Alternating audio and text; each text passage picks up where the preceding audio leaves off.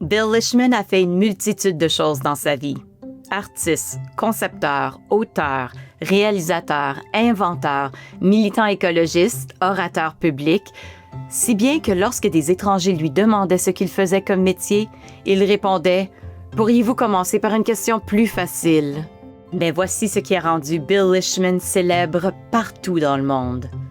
Il a piloté un avion ultra léger et est devenu le père adoptif d'une volée d'oies qui l'a suivi partout. Les photos étaient fascinantes, si rafraîchissantes, si belles, elles étaient inoubliables. Tout cela a commencé par hasard. En 1985, lors d'un vol, une volée de canards l'a encerclé et Leishman a trouvé l'expérience si enivrante qu'il s'est ensuite mis en tête d'essayer de recréer l'événement. Il gardait des œufs d'oie dans un incubateur et lorsque les oisons sont éclos, il a appris le processus d'empreinte grâce au naturaliste William Carrick. Les jeunes allaient suivre la première chose qu'ils voyaient bouger. Il s'agit normalement de leur mère, mais dans ces cas, c'était Bill Leishman. Les oiseaux le suivaient à pied, en moto, et une volée de 12 oies l'a suivi derrière son avion ultra léger. En 1993, il a complété son premier vol migratoire. Les oies ne trouvaient pas un moyen sûr de voler seules vers le sud, car ses compétences sont apprises de leurs parents.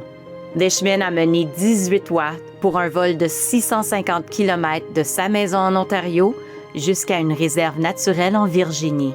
Au printemps, elles sont revenues. Hollywood n'a pas pu résister à une telle histoire et aux images qu'elle a engendrées.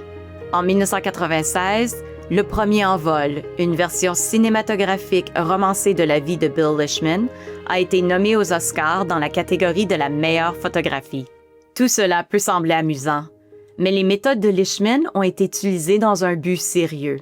Il a cofondé Opération Migration, qui a aidé à sauver la population mondiale de grues blanches d'Amérique. L'espèce était au bord de l'extinction. À un certain moment, il n'en restait plus que 20. Des grues élevées à la main ont été entraînées à suivre un avion ultra léger sur un parcours migratoire de 2000 km.